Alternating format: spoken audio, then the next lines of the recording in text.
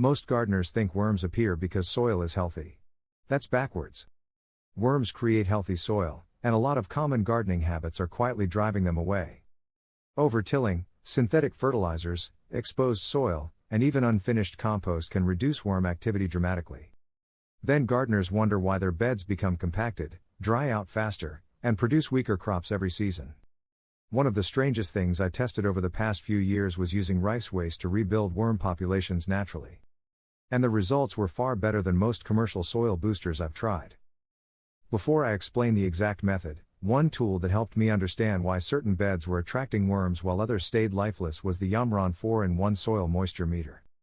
Worms hate unstable conditions. Soil that swings from soaking wet to bone dry pushes them deeper or kills activity near the root zone completely. I started checking moisture and pH consistently instead of guessing, especially in raised beds, and it explained a lot of hidden soil problems. I'll leave the exact one I use in the description if you want to check it out. The first rice trick that changed my soil was unbelievably simple. Cooked rice water. Not salted water. Not oily leftovers. Just the cloudy starch water from rinsing rice before cooking. Most people pour it down the drain, but that liquid is loaded with starches that feed microbial life in soil. And where microbial activity increases steadily, worms usually follow. The mistake is dumping too much at once. The first time I tested this, I diluted 1 part rice rinse water with about 3 parts regular water and applied it directly around mulch-covered tomato beds once every 7 to 10 days. Within about 3 weeks, worm castings started appearing all over the surface layer underneath the mulch. That matters because worm castings are one of the most biologically active forms of natural fertility you can get. They improve nutrient availability, water retention, microbial diversity, and root development all at the same time. And this gets even more interesting later when I explain what happened after combining rice waste with shredded leaves. The second rice trick works better than most people expect. Fermented rice bran.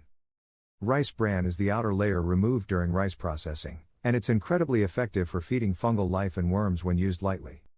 I tested this first in a compacted raised bed that had poor drainage and almost no visible earthworm activity. Instead of tilling compost into the soil, I sprinkled a very thin layer of rice bran directly over the surface. Roughly 1 cup per 10 square feet. Then I covered it with dry leaves and lightly watered the area. Within a month, the soil texture changed noticeably. The surface became softer, darker, and easier to dig by hand. Earthworms started appearing directly under the mulch layer almost every morning. What surprised me most was how much longer the bed held moisture afterward. And this is where a lot of gardeners misunderstand soil biology. Worms don't just eat organic matter. They feed heavily on microbes growing on decomposing material. That means the goal isn't dumping huge amounts of food scraps into the soil. The goal is creating steady microbial activity without creating anaerobic conditions. That's why I strongly disagree with the gardening advice that says to bury large amounts of kitchen waste deeply in beds. In many backyard gardens, especially smaller raised beds, buried scraps turn slimy and oxygen-starved. Surface feeding works far better.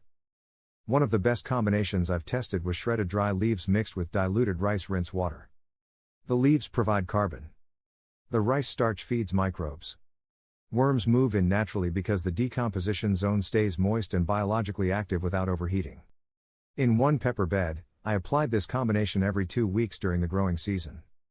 By late summer, the soil underneath had become loose enough that water infiltrated almost instantly instead of pooling on the surface. And the plants responded fast.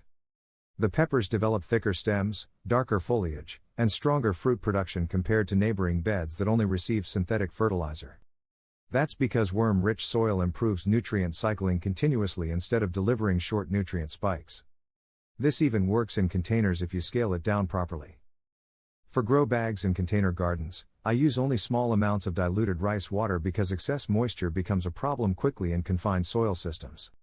A light application every couple of weeks under mulch works better than heavy feeding. In hydroponic transition systems, where seedlings move from water into soil, worm-rich beds also reduce transplant shock significantly because the soil structure stays more aerated and biologically stable around new roots. Now here's the mistake that ruins this entire system. Bare soil. If soil stays exposed to direct sunlight, microbial populations crash near the surface during heat, and worm activity drops sharply.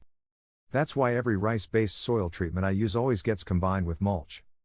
Usually shredded leaves, dry grass clippings, or partially broken down straw. No mulch, no stable biology. And honestly, this is why many expensive soil amendments disappoint gardeners. People add nutrients while ignoring biological conditions completely.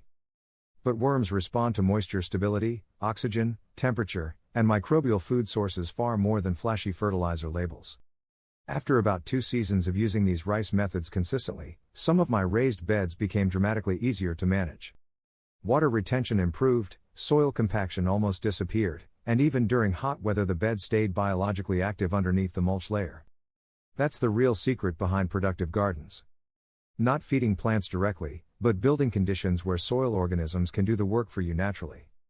If you found this useful, subscribe to FarmLogic because we focus on real gardening systems backed by observation, testing, and actual soil biology, not recycled internet myths. And share this with someone spending money on expensive soil products while throwing away one of the best microbial boosters sitting in their kitchen already.